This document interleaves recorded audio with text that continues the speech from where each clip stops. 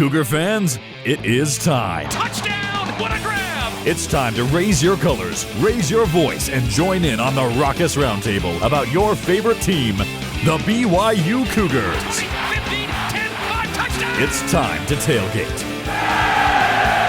Cougar Tailgate, where BYU sports fandom lives. And here's your host, Lauren McLean. What's up, Cougar Nation? I'm Lauren McLean, and we're here to tailgate with you, doing what we do best, talking all things BYU Cougars. For today's roundtable discussion, we have senior producer for BYU Radio, Cleon Wall. Hello, everyone. Or as he calls himself, the special teams of the crew. And a guy who's becoming a regular around here and really is part of the special teams, Jonny Linehan. Thanks for being here. How's it going? Good to have you. We're going to focus on what we're grateful for today in regard to BYU football since Thanksgiving was this week. How would you rank these three things? We're going to start with Jonny. Family, football, food. When it comes to Thanksgiving, how would you rank those? When it comes to Thanksgiving, football, food, and family. My family's always number one, but around Thanksgiving, we can jack it up. I actually wouldn't mind if the three Fs, the faith, family, and football at BYU became more football focused. So there you go. I'm going to set the tone there. Put the family to the side on Thanksgiving. Focus on football. They know I love them. Maybe BYU football needs to add food as the fourth F. Yeah, that's true. I think faith, family, football, and food. Well, what's yours, Cleon? Now that I'm married and I have kids, I have to go family first. Then I'd probably go food, and then I'd probably go football. I mean, my kids, they don't like football. So if I turn whoever the Detroit Lions are playing, like that first game, whoever the Detroit Lions are playing, I turn that game on. They're like, no, we don't want to watch this. What's happening with the dog show? You know, the Westminster Dog Show. So a lot of times I'll capitulate and I'll turn it because I'm like, Westminster Dog Show. Go to somebody else's house on Thanksgiving. You know what's funny about that is that thing's recorded like months in advance. So I could get on and I could probably Google and figure out who won it. But for some reason on NBC every single year, that thing is shown. And in my house, that's a big hit because the kids love it. When I was single, it was definitely probably, I don't know, I'd probably say food, then football, then family. Okay. Not that I didn't love the relatives I spent Thanksgivings with. I love my family, but it was just like, oh, football's on. What's going on? Oh, this is what we're having for dinner? Oh, yeah. So, I mean, yeah, it was probably a little skewed if you wanted to say that. But football Feel free was to come to definitely Johnny or I's house on Thanksgiving. Okay, if you don't want to watch the dog show. Just ditch my family. That does not scream Thanksgiving to me. I'm sorry. It just doesn't. Yeah, family, food, and football, only because I usually don't care who's playing that day. It's fun to watch. If Nap started with an F, that might be number one on Thanksgiving for me. All right, let's look back for a second at the Oklahoma game last Saturday. There was the frustrating pick six on the 2-yard line that happened after the Cougars had been running the Sooners, just running down their throats. The Sooners scored 21 points off of BYU's 3 turnovers, and Oklahoma still only won by 1 touchdown. So let's look at some of the positives that came out of that game. Aiden Robbins rushed for 182 yards, by far the most by any BYU rusher this season. Number 2, BYU outgained the Sooners on offense and held Oklahoma below their season average of 400 yards to 368. We talked about that last week. If BYU could hold them under 400 yards, and they did it. Number 3, BYU was 3 for 3 on 4th down conversions. So there were some positives to come out of that game. Jonny, how does that game shape your opinion of Jake Retzlaff? Because he did a lot of good, but there were also 3 turnovers that came by his hand. Right. I think Jake's going to be the hardest on himself this week, so I don't want to pile on. I think for what BYU is asking him to do, he's doing a decent job. I think if he played a little bit better, we're talking something different, and we're bowl eligible, and we just knocked off the number 14 team. I think the positives for me are kind of Jake aside. I think the O-line stepped up a lot. Yeah. We speak a lot about the running game. Aiden did a lot of that himself. He was just an animal. But the thing that I liked about the O-line might be something that most people don't like. There were a couple false start penalties, especially in the red zone, that were kind of, it's the wind out of the sails. But I actually don't mind that every now and then because the O-line was moving. They were excited to go and hit someone. They're excited to go block. So while the false start penalty, the one before the pick six, I believe, was a little bit of a wind out of the sails, oh man, it was exciting to see the O-line actually step up and do something. So a lot of positives. Positive about Jake, from my opinion, this week was he's just more reps. If that's our guy moving forward, more reps in a season that's already written off. Yeah. I like that the O-line looked awake. You're like, man, yeah, it's exactly like you said. They're doing something. Mitch Matthews talked about last week. He said, even if you're pushing it a half second after that whistle, but you got to be a little bit nasty. I feel like we did see a little bit of that nastiness against Oklahoma, which was nice to see. So this podcast is making a difference. It is, right? We did that. They listened to us. We need that NBC thing. And The more you know. Yeah, exactly. Listen to Cougar Tailgate. I'm actually waiting for BYU to have another win. I mean, they better get it this week. Yeah. And then all the players to quote tweet all of my negative stuff towards them. And you know what? I'll be stoked. I'll be like, good. I'm glad I could fuel Thank the you. fire a little bit. Thank you. Yeah, Cleon, what do you think? I think this is what happens when you have an inexperienced quarterback against, I will say, against good teams. I know Oklahoma's defense probably isn't the best in the nation, but still, they came up with the plays that they needed to play, and you're going to get some amazing plays from Jake every once in a while, and you're going to get some really dumb ones, too. I don't know. I wasn't really surprised to see that they had turned the ball over 3 times or to see him play the way that he did. More than anything else, I think you just need him to do, you just need him to take care of the ball. You want him to be aggressive, but you also don't want to be dumb while you're being aggressive. So, by the way, maybe someone can clarify. This is going to be a real nuanced thing because I'm not a quarterback. I've never played a quarterback. Not even on TV have I played a quarterback. But where he holds that ball before not before he lets it go, but before he goes into his motion, he holds that ball so low that I just look at him, I'm like, man, that's just, it just looks like he's going to be stripped at any time. His ass going to be stripped. Yeah, and he got stripped twice in that game. He needs to get the ball out quicker. It's okay to throw an incompletion to prevent a sack. I think that's fine. But it's hard when you're in these, when you played high school and junior college ball and you're like, no, just give me a second more and I'm going to make a really good play. And sometimes you want to say, no, don't do that. Just throw the ball away. It's fine. Just get it on the next down. It's okay. Don't worry about it. I think you're just going to have to let him play. Kind of like what Johnny said. I think you're just going to have to let him play to kind of play through his mistakes and to get experience. So, I mean, am I disappointed in him? No, not really. I'm just not. It just wasn't unexpected to me. I kind of expected what happened in that game. Yeah. At this point for me, I like him. Like, it's not like I love him, but I watch him and I like him. I like what he can do. He's competitive. He's athletic. And I think he's going to learn. So even after my heart stopped when he threw that pick 6 on BYU's 2-yard line, Johnny and I talked about this before the show started. I was so impressed that he ran the length of the field to try and tackle the guy. To me, that says volumes to your teammates and to the fans that you're here to compete and you want to win. He's never going to give up. And that's one thing that we've seen in the last few games from him. He's going to keep trying. He's going to keep competing. He's going to keep going. He's maybe not perfect. Hopefully he learns and he keeps getting better. And to me, he's the reason the run game opened up for Aiden Robbins. He's got some legs that opens up so much. He made the offensive line look good, which hadn't happened all season. I was listening to, I think it was Blaine Fowler during the game, and he was talking about how Jake Retzlaff, the way he moves is very convincing, and it was kind of throwing off the linebackers. He was, making him think he was going to run or he was going to throw, and it was opening up big holes with the offensive line. So I do like a lot of things about him. So we'll see what happens moving forward. Okay, guys, should the fans be frustrated that BYU goes toe-to-toe with the second-best team in the conference, but somehow could not compete with their last 3 opponents? Is that something that's frustrating for you as a fan, Johnny? Absolutely.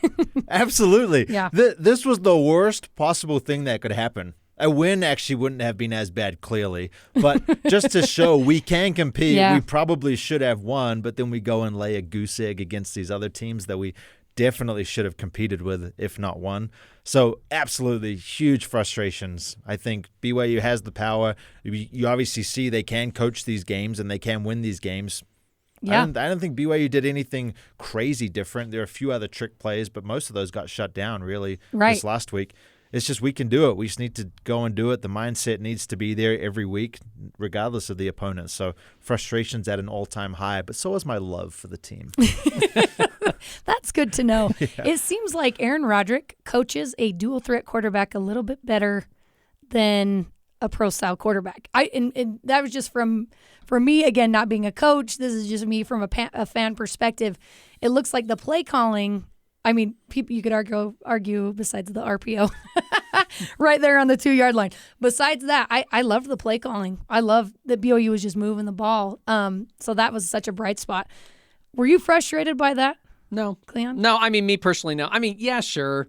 I don't know. I guess for me, I'm just like, you get up for, sometimes you just get up for big games. And I think they see what's ahead of them. They're like, well, we've only got 2 more games. Oklahoma's a big name. Maybe the players themselves are getting up for them. I don't know. I think there were other mitigating factors in those other 3 losses that you can pin and say, yeah, the reason why they didn't play very well. And I think that I'm not as frustrated, I guess. I was actually more encouraged by the end of the game, just like, oh, look, they've got life in them. Hey, that's good. Good going into the last 2 games of the season. You want to see that. So I guess for me, I wasn't as frustrated saying, man, what happened to that West Virginia game? I mean, if you went back to that West Virginia game, you could see what happened. They just got run all over by West Virginia's offense. And you could say, well, but West Virginia doing that. There are a lot of other factors in that. So every week's a little bit different. So I'm not as frustrated as maybe other fans are out there. Today's even keel. That's my motto. I wish I was you. I wish I was you. It ruins my entire weekend. Well, hold on. Moderation in all things. Even keel on Monday. Saturday, a little bit different. Yeah. Yeah, it's just, I hate that there's only 1 game left in the season. I think that's what's frustrating is you do see some light in the eyes of these players that you haven't seen for the last handful of games, and you're like, oh, there's only 1 game left in the season. And I think that's what's frustrating about seeing how well they played besides the turnovers against Oklahoma. All right, today's fan question is, what are you thankful for with BYU football? We're going positive today. Here are some responses on X. David Hammond said, the only good thing was being in the Big 12. I said we were going to start positive, but David, you ruined that. I think there was That's positive, right? They're still in the Big 12. They are. Yeah, they're in the Big 12. And if that's the only thing, that's something. Yeah, sure. I'll go with that, yeah. Texas Coug on X said, drove with my 13-year-old son from Dallas to Fayetteville for the Arkansas game. Saw an incredible matchup in an amazing SEC venue. I'm grateful I got to go to the best BYU performance of the season. That was a great one. Would you agree that Arkansas was probably their best performance of the season? Yeah. Definitely. Yep. I'm going to go with yes, too. Johnny, what are you grateful for when it comes to BYU football? Two things. I'll start with one because then they'll hate the second one. The first thing I'm thankful for are the fans. Yeah. I think BYU has some great fans. I think they have some crazy fans, but you love the crazy fans. Yep. Right? Not necessarily the fans that the second there's a bad play or a bad game, we're fire everybody, but the fans that are continually going to show up week in, week out, right? Rain or snow. Yep. And we've had a couple of those cold games back to back. But at 10 a.m., there was a lot of fans there. There was a big energy there as well. And I felt that. I think the players felt that. They fed off it. Last week, Mitch said, look at the sideline. You watched the sideline last game, it was on fire. Yeah. That's probably the most disappointing thing because everything was there except maybe 1 or 2 other plays. But the fans, absolutely thankful for the fans. The second thing, fans might not like this, is the players that BYU is building. I always like listening to the post-game show from Greg Wrubell afterwards on the drive home and listening to the players. Often it frustrates me after a loss when the players are like, oh, it's okay, we're trying to be better people. I'm like, no, just be better, but win a football game, then go to church the next game. Smash them in the face on Saturday, then ask for forgiveness the next day on Sunday. But You listen to Jake, you listen to Cody Epps. They're better people than I could ever hope to be because of their perspective on things. So the culture that Kalani's building, at least from a people building perspective, I'm actually very grateful because football is 4 or 5, maybe with the NIL COVID years, 6 or 7 years. Yeah. But it's a small fraction of people's lives. It means a lot to us. It should.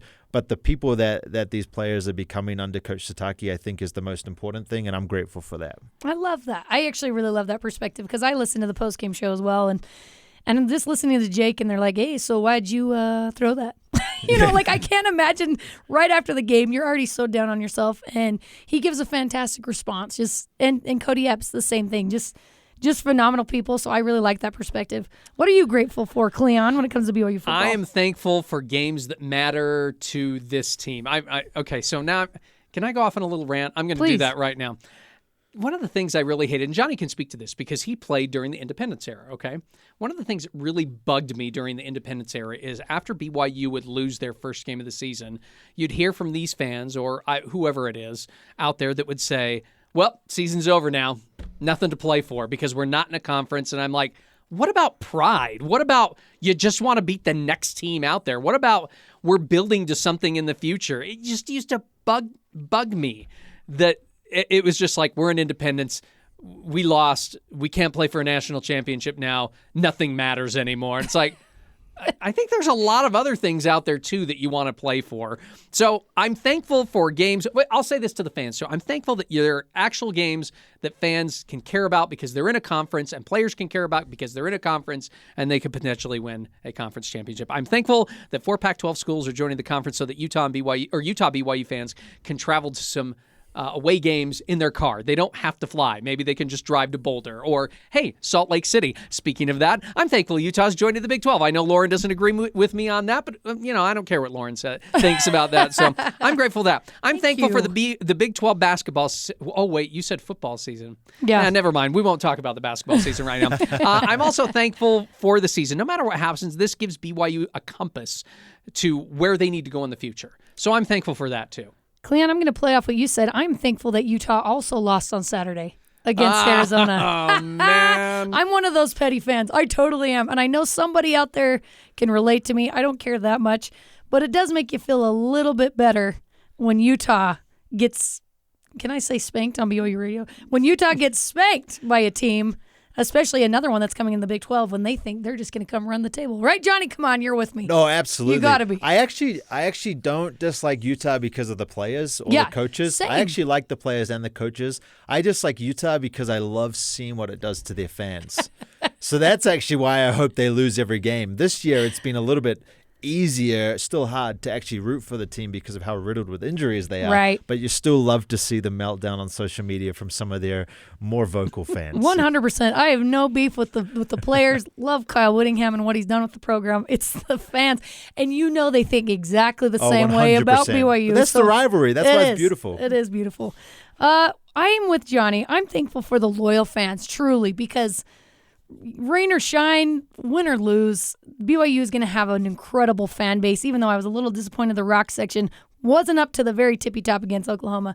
But I think they have some incredible fans. I'm thankful for the players that continue to choose BYU despite the ups and downs, because I truly believe it's a special place to be. And I know there's always going to be BYU players, despite even down years like this, they're going to choose BYU. So I'm grateful for them. And I'm thankful for the Big 12. Despite the heartache and losses, this year has been so much fun. It's been the best November schedule BYU has ever had, and I think ever. And that's how it's going to be year in and year out, and that is something that's exciting to me. Okay, guys, we're going to take a quick break, but when we come back, we're going to play a quick game of buy or sell. This is Cougar Tailgate.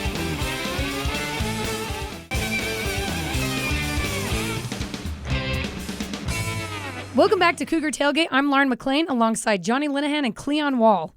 BYU has not won a single road game in conference this season, and the Cougars have also lost every conference road game by double digits.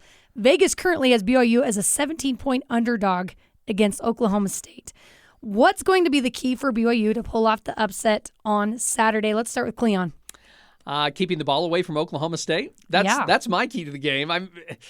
Ollie Gordon is a really good running back. 1,449 yards. He's averaging almost 7 yards a carry. That's a lot. He could run BYU into the ground if he's given a chance. So maybe BYU slows them down by just holding it a little bit more on offense. Maybe not being in a rush to get that playoff. Just keeping it away from Oklahoma State's offense because it can be explosive. They were down against Houston by double digits in their game, and then they came back and won by double digits in that game at Houston. So they're thinking, we want to win because we want to go to the Big 12 championship game. All they have to do is really hand it off to Ollie Gordon. They'll probably be good. So I think they have to try and keep it away from Oklahoma State's offense as much as possible, or the alternative is just let them score as much as possible, and maybe you can just do a shootout with them. Yeah, that's probably not going to work. I'll say keep it away from them. Okay. What do you think, Johnny? 17 points. I had no idea. Man. Yep. Maybe I should go into gambling. I feel like maybe it'd be lucrative, right? Maybe this is a team that beat Oklahoma, though. Right. But then who did they lay an egg against, though? UCF. Yeah. Yeah. So, it could go either way, right? If you pay an extra % on your tithing of gambling. Anyway, we could probably make that work. No, it's win the turnover battle. Yep. And you have to win it, not just stay net. You have to win it. So similar to what Cleon was saying, don't turn the ball over, but the defense is going to have to get some takeaways, which we haven't seen lately. Yep, that's exactly what I think. Honestly, do what you did against Oklahoma, except don't turn the ball over and create some sort of turnovers. I think they have to do it. They played solid against the Sooners. So on the offensive side, there has to be a balance of taking care of the ball and laying it all out there. I don't know how you do that, because I know when you're taking risks on offense, you could possibly have some turnovers, but I feel like they can't play it safe. It's one of those games, again, you got nothing to lose, just like against Oklahoma. I love what they did offensively against Oklahoma besides the turnover. So I agree with you. Take care of the ball, create some turnovers, and I think you can get it done. Who's going to be the breakout star in the last regular season game of the year, Johnny? Oh, man, I really wanted to go Max Tooley just because I love him, and I think you're going to have a defense step up. I'm actually going to go Jake Retzlaff, though. Okay. I actually think he's going to give us something tasty to hold on to. I think BYU lose, but I think we go out with that glimmer of hope, like, yes, it's going to be an exciting 8 months until football or 9 months until football's back. I think he steps up. I think he shows us what he's got and leads us to a close loss. I have to say, what you said last week, you said against Oklahoma, I think it's going to be a shootout, but I think BYU loses. Well, your prediction was true. I was thinking about those predictions. I think I was wrong on actually two. I said BYU would get more than 350, but I didn't expect our defense to play as well as we did. Yeah. And I thought most of our yards were actually going to come in the air. So I was a little wrong there. I'll take some credit for it.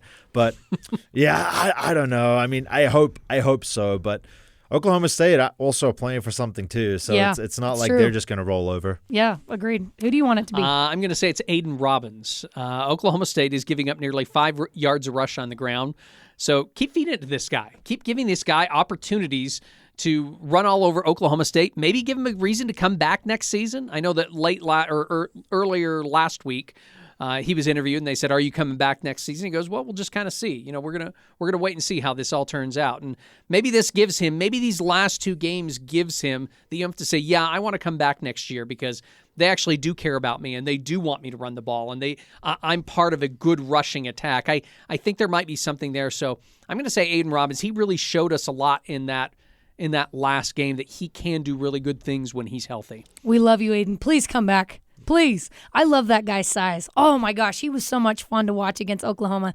I'm like, that is what he can do healthy. That is the 1,000-yard rusher that we knew that was in there somewhere. So fun to watch.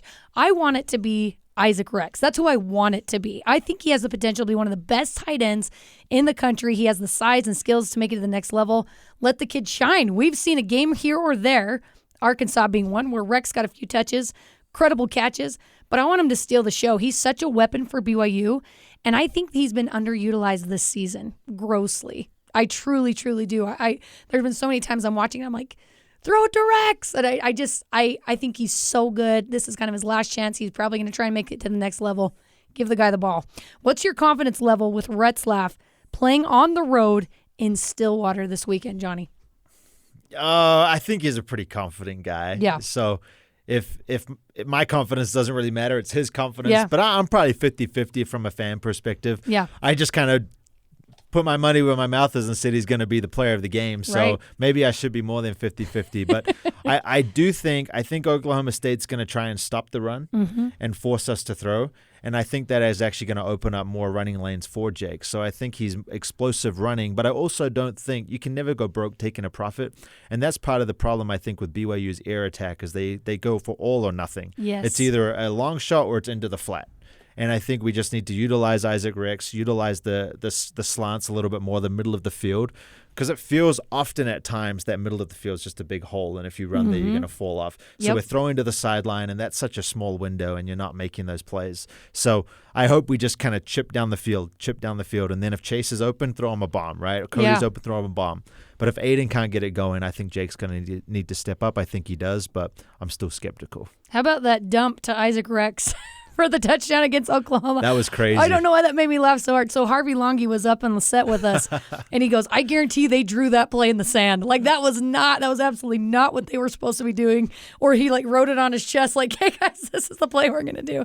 But hey, it worked, right? And I think that's one cool thing about Jake Retzlaff is he's kind of scrappy, he's gritty, and he's like, oh, there's Isaac Rex. Let's toss it to him. But even like Isaac, he won it should have been PI. Let's be real. There was that one earlier in the game or early in the second half. I think Isaac's really similar to Travis Kelce. Like, how is this guy always open? Mm-hmm. It's not like he's blazingly fast or even like that massive. Yeah. But he's always open, always going to get his hands on the ball. So you're right. I think we do need to find him more. Yeah. What's your confidence level in Retzlaff? I'm going to say somewhat confident. I know he started 3 games, and we've seen some good things out of him, but I still expect mistakes. This is going to be his second road game. That first road game didn't turn out too well at West Virginia. The stadium, Pickens Stadium there at Oklahoma State, those fans are really close to the field. So I'm going to be interested to see how not just Jake, but the rest of the team handles this kind of bandbox type of place where BYU is going to play. So I'm somewhat confident. I still expect him to make some mistakes. So I'm not full bore confident in him just as of yet. I'm confident in him, and I'm with Johnny. It's his confidence that matters, and I think that he comes across as a very confident guy. I actually liked how he came in against West Virginia. I think he could move the ball. They just couldn't score. I think he's going to do well. I see him doing well. I don't know what the outcome's going to be, but I have confidence in him in Stillwater. Guy, let's play buy or sell. The first one is Jake Retzlaff is the guy to lead the Cougars into year 2 of the Big 12. Johnny, what do you think?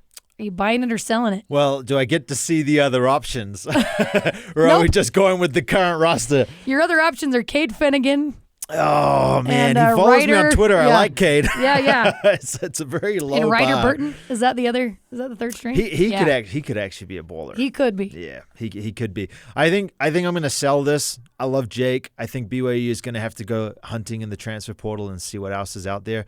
I just don't know if Jake's got the arm talent, quite frankly. But his mindset, everything else, absolutely.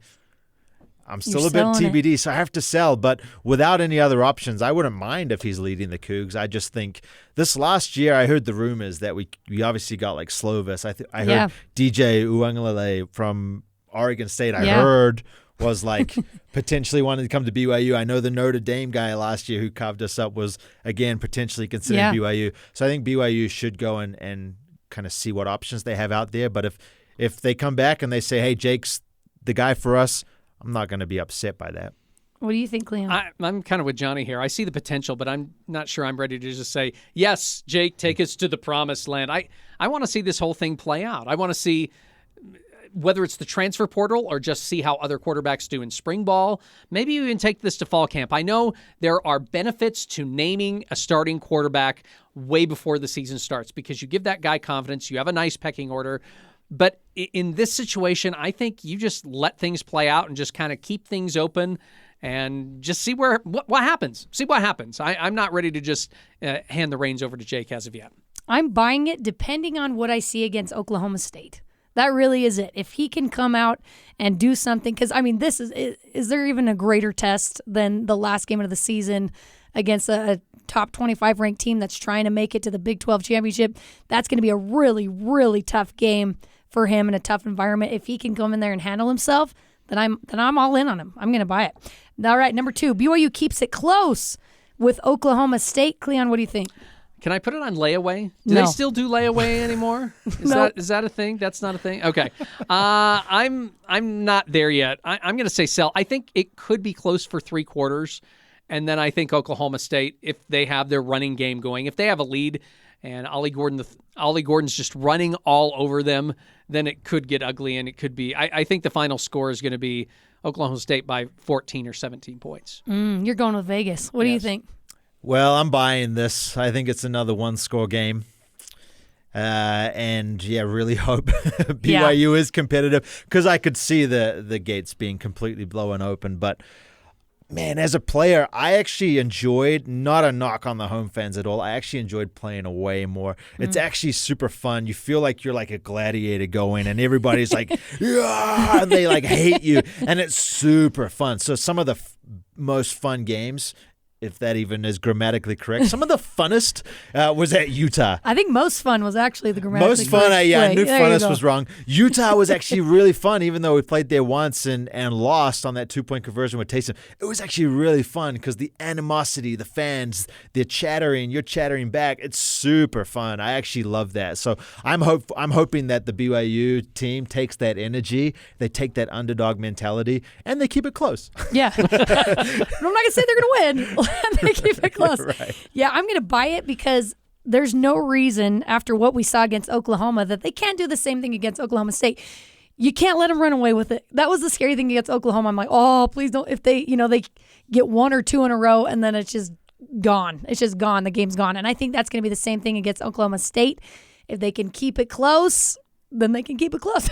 Again, I can't say they're going to win it, but I think they can keep it a 1-score game. Okay, the last one is buy or sell. BYU's first season in the Big 12 should be considered a success. Cleon, what do you think? Sell for now. I will say sell for now. If we're and I guess I needed maybe a little clarification. Are we just talking the conference season?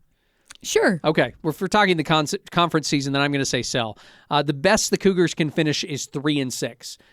More than likely 2-7 if they lose. So they'll have lost, as you mentioned, they've already lost all of their road games this season. That's kind of depressing. I was hoping for at least 4-5, so only a 1 game, over 3-6, only a 1 game improvement. I was hoping for 4-5, maybe 5-4 on the real positive side of things, and maybe I'm not taking a lot of factors into my, what I thought the record would be, but I thought they'd be better against teams like Iowa State and West Virginia. At least that was my prediction coming into the season. Those are 2 good teams, 2 solid teams in the Big 12. BYU needs to learn how to play against good, solid teams and beat them, not just get up for your Texases and your Oklahomas, which, by the way, are leaving. But, I mean, you got to get up for those games week in and week out, and I'm not sure they're there yet, so I'm going to say sell on whether this was a successful season. Johnny? Sell. It's been a disappointing season. It's been a bad season. It's been a horrific season. The results have been kind of expected, though. Let's bring it back a little bit. But the way that we've lost has got me selling this all day long. Yeah. It would be a completely different story if BYU was 5-6 and they'd kept some of these games close. The fact that they're 5-6 and have been completely embarrassed on the national stage, it's been really disappointing. They can change that with a win this weekend, but up to point to date, it's been pretty bad. Yeah, I'm going to sell it because I expected the offense specifically to be so much better this season than they were. That was the most disappointing part, I feel like, of the entire season. However, if they beat Oklahoma State, I'm going to buy it because we said at the very beginning of the season, if BYU goes to a bowl game, it's a successful season. If they win against Oklahoma State, they're going to a bowl game. So, as of right this second, I'm going to sell. If they beat Oklahoma State, I'm buying it because that means they get to go to a bowl game. Real quick question. Would you feel differently, no matter what happens this weekend, would you feel differently if BYU still had the same record if they had played some of those games closer? Maybe you take Texas out of there, but I'll go back to the West Virginia and Iowa State games. If they had played those teams closer and you saw some glimmer of hope, would that change your thought on whether this was a successful season or not? Because I would say yes. I think that I look at the record. Maybe I'm amending what I'm saying. I look at the record, but I also look and say, man, they just didn't look like they were competing in some of those games. Mm-hmm. Or it didn't feel like it. I know they were competing, but it felt like you just had no hope, I guess is what I'm trying to say. Yeah. And so I'd say I would feel differently about a 3-6 season if they had played better in those games. But because they got blown out in 2 straight games to West Virginia and Iowa State, again, good teams but not great teams, that's where I'm like on the success line I'm falling more towards. Yeah. No, I don't see it as a successful season. Would it change for you, Johnny? No, if they made them close? Absolutely would. I think you just had to beat Iowa State at home. Yeah. And the fact that was a loss in the way that it was, I mean, to me, that's the worst loss since I've been a BYU fan, which is not very long, but that's even worse than UMass in 2017, honestly. I know that was at home, but the whole thing, the fact that there were like 13 people there by the end of the game, and I was one of them, not virtue signaling, but just because what else was I going to do? It was just embarrassing. They should have left the fire dancers at home, called an audible, and said, we're not doing it this week. We're going to bring out some punt pass kick competition instead. But I think you have such a great opportunity. Which you, of course, would have entered. When teams, yes, and won. When teams come here and we don't put on a show, oh, man, it's super disappointing. I know there's recency bias there, but that loss, that in and of itself has swayed my opinion on the season, and it's really disappointing because the way we lost was awful. They're all about protecting Lavelle's house, and they absolutely did not do that. Right. And it was, get some new cleats, you guys. Come on. And I think they did, right? I think that actually happened. I mean, you still saw like Cody slipped and almost created a pick because it would have been right in his hands. And I don't know what's happening with the grass, but it's all right. Well, grass is better than turf. Well, good luck in Stillwater, BYU Cougars. We're all rooting for you. All right, guys, that does it for us today. Thanks again to Cleon Wall and Jonny Linehan for coming on the show with me. Carter Bond and Tori Kimball helped produce this episode. You can join the Cougar Tailgate wherever you get your podcasts, on Apple, TuneIn, Stitcher, Spotify, or on BYURadio.org. Cougar Tailgate is a production of BYU Radio.